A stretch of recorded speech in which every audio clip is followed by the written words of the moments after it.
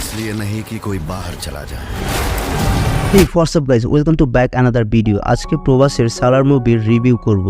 চলুন শুরু করা যাক। ভায়োলেন্স, রক্তগুলি বর্ষণ, বক্স অফিস জয় করতে কি ইদানিং এই তিন হাতিয়ারকেই ব্যবহার করেছেন ভারতীয় পরিচালক, নাকি এই ট্রেন্ড শুধুমাত্র দক্ষিণী ভারতীয় বা দক্ষিণী পরিচালকদের দ্বারা শ্রেষ্ঠ? এর হয়তো সঠিক উত্তরে জানা নেই।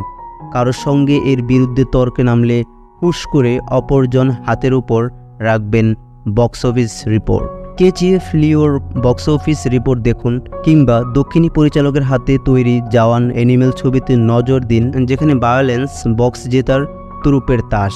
2.5 ঘন্টার সালার পার্ট 1 সিজ অফ ফায়ার দেখতে দেখতেই আপনি এই দুটো প্রশ্নের মধ্যে আটকে যান। গল্প দেখবেন নাকি অ্যাকশন, নাকি শুধু অ্যাকশনে ভরা দৃশ্য দেখে হল থেকে রক্ত গরম করে বেরিয়ে আসবেন? আসলে সিনেমা মানে স্টোরি টেলিং, গল্প বলার ধরনই থাকবে তার চমক। সেই গল্প বলার এক উপাদান হতে পারে অ্যাকশন, কিন্তু সেই উপাদানই যদি প্রধান হয়ে পড়ে তাহলে যা দাঁড়ায় তাই হলো পরিচালক প্রশান্ত নীলের সালার, যেখানে গল্প আছে কিন্তু গল্প কিছুটা এগিয়ে আটকে থাকে অ্যাকশনে। বলা ভালো, তুমুল অ্যাকশনে, গর্জনে, গুলি বর্ষণে, আলো আধারির খেলায় একের পর এক চোখ ধাঁধানো শুধু ফ্রেম। দুই বন্ধু দেবা ও বরদা, তবে এদের বন্ধুত্ব ঘটনাক্রমে শত্রুতার রূপ নেয়। আরও রয়েছে আরও এক গুরুত্বপূর্ণ চরিত্র টাট্টো, আর এক কাল্পনিক জগৎ খানসারের এদের বাস, যেখানে শুধুমাত্র দুষ্ট লোকেদেরই এন্ট্রি।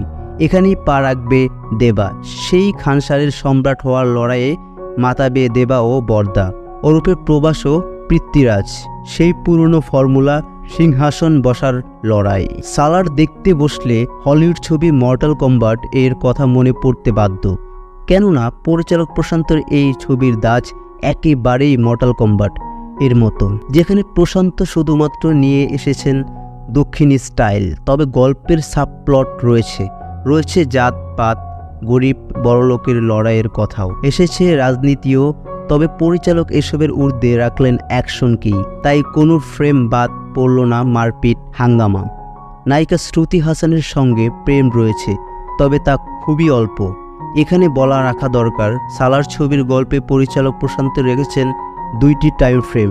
একটা 1747, যেখানে উঠে আসবে উপজাতিদের লড়াইয়ের গল্প, যা কিনা মনে করাবে হলিউড ছবি ব্ল্যাক প্যান্থারকে। এই ছবির স্ট্রং পয়েন্ট হলো অভিনয়।